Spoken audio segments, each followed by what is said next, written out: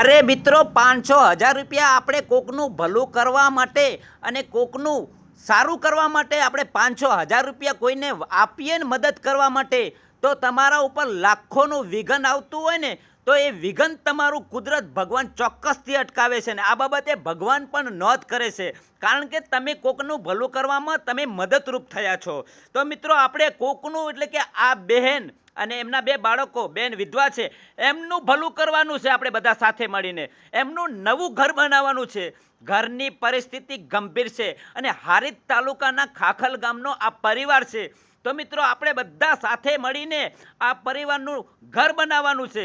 તો આપને વિનંતી કરું છું કે મિત્રો, આપણે 500,000 જેમ તેમ આડાવરા વાપરતા હોઈએ છીએ.